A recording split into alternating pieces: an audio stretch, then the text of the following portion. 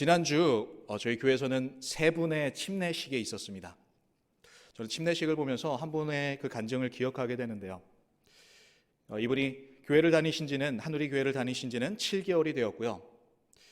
목사님을 통해서 예수 영접 모임을 참여하게 되고, 그곳에서 예수님과 함께하는 것이 천국이고 예수님과 함께하지 않는 것이 지옥입니다라는 말씀 가운데 회개하고 또한 예수님을 믿고 믿음으로 말미암아 이렇게 침례를 받게 되었다라는 간증을 듣게 되었습니다. 너무나 특별했던 것은 아버지인 본인과 또한 딸이 함께 침례를 받는 장면이었는데요.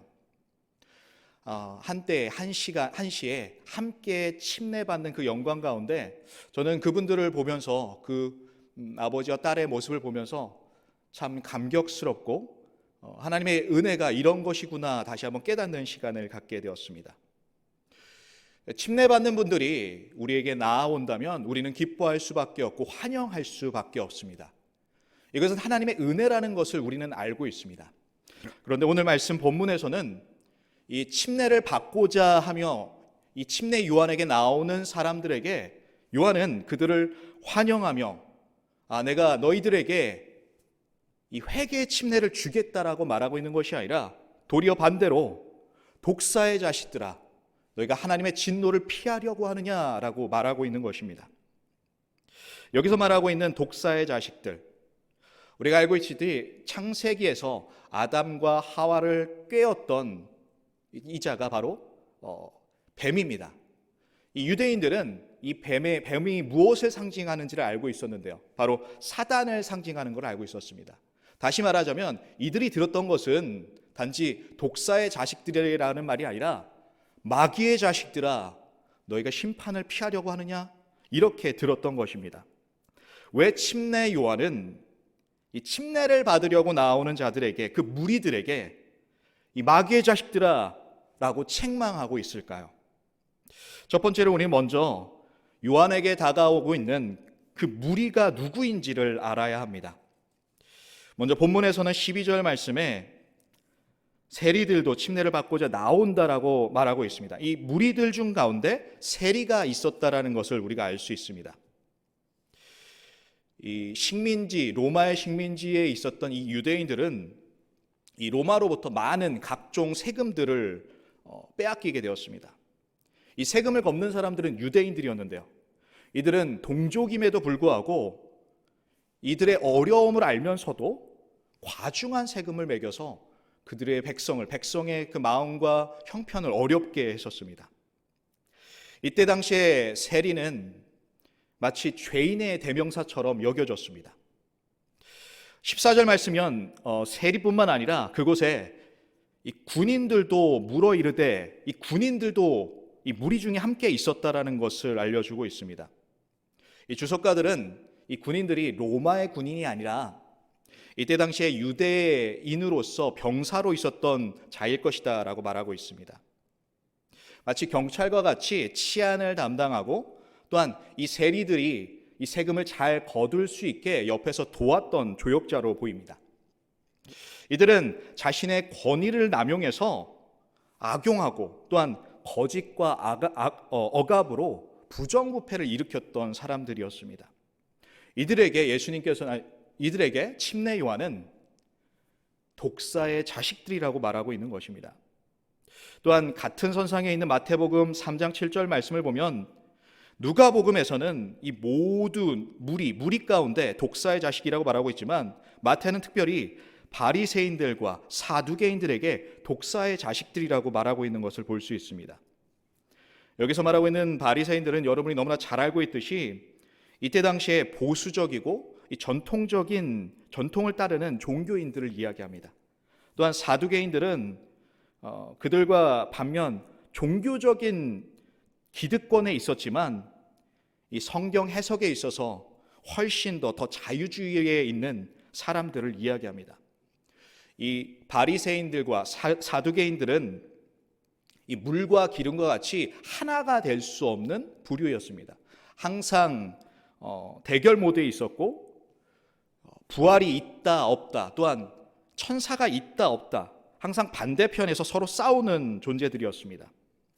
하지만 예수님의 등장으로 말미암아 이들의 모습이 바뀌는 것을 보게 됩니다. 예수님의 등장으로 말미암아 그들이 사회적으로 기득권을 갖고 있었다라고 생각했던 그 모든 것들이 예수님으로 말미암아 무너지고 예수님께 넘어간다라는 생각 가운데 이들은 하나로 결합하여 공동의 적인 예수님을 죽이고자 했던 것입니다.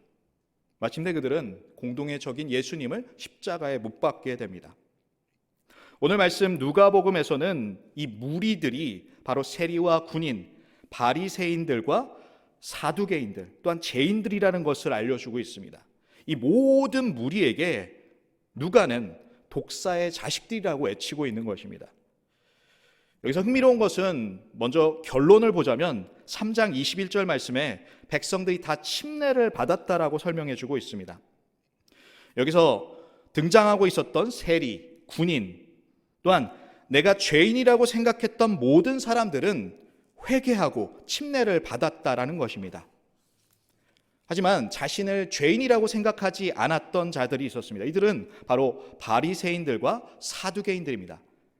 이 종교 지도자들은 침례 요한의 외침을 들었지만 회개하라는 외침을 들었지만 회개하지 않았습니다. 이후에 예수님께서는 이들에게 동일한 책망을 하고 계신데요. 마태복음 12장 34절 말씀입니다. 독사의 자식들아 너희는 악하니 어떻게 선한 말을 할 수 있겠느냐? 이는 마음에 가득한 것을 입으로 말함이라. 또한 마태복음 23장 23절 말씀에 뱀들아 독사의 새끼들아 너희가 어떻게 지옥의 이 판결을 피하겠느냐라고 이야기하고 있습니다. 침례 요한뿐만 아니라 예수님께서는 이 바리새인들과 또한 이 종교 지도자들에게 독사의 자식들, 마귀의 자식들이라고 외치고 있는 것입니다. 왜 침례 요한은 이 무리들에게 독사의 자식들이라고 외치고 있을까요? 왜 책망하고 있을까요? 두 번째로 그들에게는 회개에 합당한 열매가 없었기 때문입니다. 8절 말씀입니다. 그러므로 회개에 합당한 열매를 맺고 속으로 아브라함이 우리의 조상이라고 말하지 말라. 내가 너에게 이르노니 하나님이 능히 이 돌들로도 아브라함의 자손이 되게 하시리라 라고 말씀하고 있습니다. 침례 요한이 촉구하고 있는 것은 회개였습니다. 온전한 회개 가운데 너희들은 침례를 받아야 한다라는 것을 가르쳤던 것입니다. 저는 침례식을 보면서 이분들의 침례 간증을 들으면서 공통점을 발견하게 됩니다. 그들이 하나님 앞에 온전히 회개했고 예수님을 믿음으로 말미암아 자신이 구원을 받았음을 알고 있었고 또한 이 회개에 합당한 열매와 같이 변화가 있었다라는 것을 보게 됩니다. 왜 유대인들, 특히 바리새인들과 사두개인들은 회개하지 않았을까요? 이 바리새인들과 사두개인들은 자신이 아브라함의 자손들이라고 생각했습니다. 혈통으로 생각할 때 내가 하나님의 백성이고 내가 구원받은 백성인데 내가 왜 회개해야 돼? 이런 생각에 있었던 자들이었습니다. 이 요한의 침례 외침은 그들에게는 이상하게 들렸을 것입니다. 하지만 성경은 혈통으로나 육으로나 의로, 우리의 어떠한 의로도 구원받을 수 없다라는 것을 분명하게 말씀하고 있습니다. 바로 오직 구원은 회개하는 믿음을 통해서 예수 그리스도로 말미암아 우리에게 주어지는 것입니다. 8절 말씀, 후반절 말씀을 보면 이 요한은 하나님이 능히 이 돌들로도 아브라함의 자손이 되게 할 수 있다라고 말하고 있습니다. 돌들도 구원받을 수 있다라고 말하고 있는 것입니다. 구원은 하나님께 있습니다. 이 말씀을 반대로 보자면 하나님께서는 구원하실 수 없는 죄인이 없다라는 것입니다. 이제 이 무리들이 질문하기 시작합니다. 그렇다면 우리가 어떻게 회개에 합당한 열매를 맺을 수 있습니까? 라는 질문에 요한은 11절 말씀에 대답하여 이르되 옷 두 벌 있는 자는 옷 없는 자에게 나눠줄 것이며 이 먹을 것을 그들에게 나눌 것을 이야기하고 있습니다. 이 시대적인 상황을 볼 때 이 옷 두 벌이라는 것은 그들에게 있어서 속옷과 겉옷을 이야기합니다. 요한이 말하고자 하는 것은 부자만이 나눌 수 있는 것이 아니라 너희가 온전한 회개에 있다면 이 사람들을, 가난한 사람들을 볼 때 너희 것을 나눌 수밖에 없다라는 것입니다. 또한 무리 중에 이 세리와 군인들이 12절과 14절에서 동일한 질문을 합니다. 어떻게 우리는 회개의 열매를 맺을 수 있습니까? 이 질문에 세리에게 요한이 대답하기를 13절 말씀에 너희가 회개했다면 너희들의 탐심을 버리고 정직한 열매를 맺을 것을 이야기하고 있습니다. 또한 14절 말씀에서는 군인들에게 요한은 너희가 회개했다면 정의의 열매를 맺을 것을 이야기하고 있는 것입니다. 요한이 말하고 있는 회개에 합당한 열매는 어떻게 보면 예수님께서 말씀하셨던 내 이웃을 내 몸과 같이 사랑하라는 말씀과 같습니다. 말씀과 같이 회개의 열매, 회개에 합당한 열매는 사랑이라는 것을 가르쳐주고 있는 것입니다. 여러분, 회개하셨습니까? 여러분, 예수님을 믿고 계십니까? 그렇다면 우리의 삶 가운데 열매가 나타나야 합니다. 변화가 나타나야 합니다. 우리의 삶 가운데 하나님의 그 사랑이 드러나는 저와 여러분이 되기를 축복합니다. 마지막 세 번째로, 우리는 독사의 자식이 아니라 하나님의 자녀로서 하나님을 높여야 합니다. 이 요한복음 1장 20절 말씀을 보면 요한은 그들이 생각하고 있는 이 생각들 가운데 자신이 메시아가 아니라는 것을 말하고 있습니다.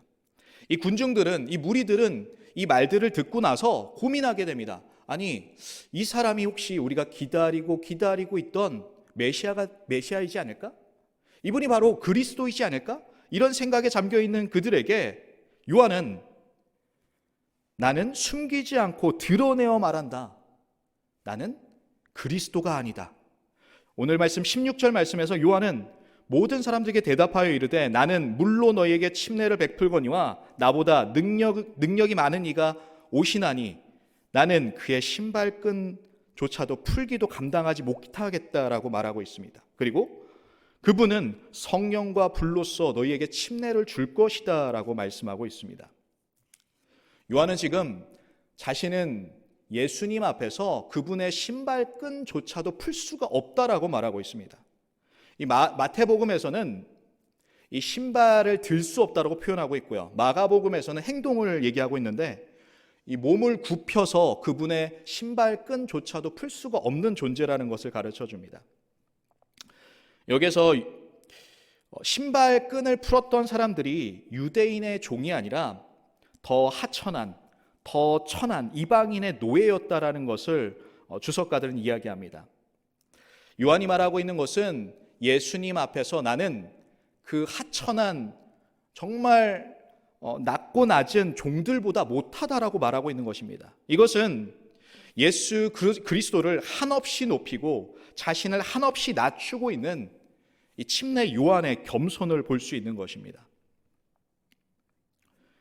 요한은 또한 자신은 물로 침례를 주지만 내 뒤에 오시는 능력 있는 예수 그리스도께서는 이 성령과 불로써 침례를 줄 것이다 라고 말하고 있습니다.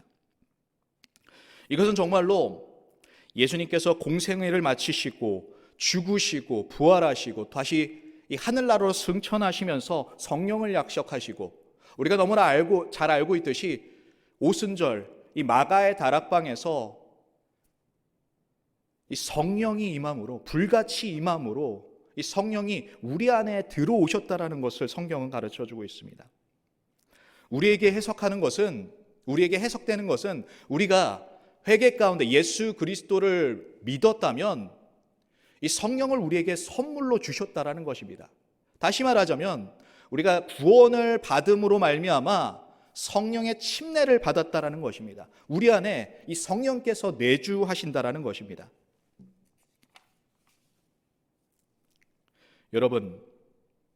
여러분이 구원 받으셨다면 그 합당한 열매를 맺으며 살아가십니까? 침례 요한이 말하고 있는 것은 단순하게 말하자면 너희들이 회개한다면 하나님의 자녀로서 열매 맺는 삶을 살 것이고, 또한 회개하지 않는다면 너희들은 여전히 마귀의 자식으로 심판을 받을 수밖에 없다라고 말하고 있는 것입니다. 저는 말씀을 준비하면서 이 달라스 안에 이 코로나가 더욱더 확진되고, 또한 많은 교회들 가운데 이 코로나로 인해서 어려운 가운데 있는 것을 생각하게 됐습니다. 그 가운데 우리 교회에서 지역 섬김과 또한 나눔 사역부에서 함께해서 이 코로나로 어려워하고 있는 성도님들에게 작은 선물을 전달하고, 또한 이 사랑의 편지를 전달하는 모습을 보면서 담임 목사님을 비롯한 이 섬기시는 성도님들을 통해서 하나님께서 많은 사람들에게 하나님의 그 사랑과 따뜻한 은혜를 나누시는구나라는 것을 보게 되었습니다. 이것이 우리에게, 또한 우리 교회에게 이 회개에 합당한 열매가 아닐까 생각해 보았습니다.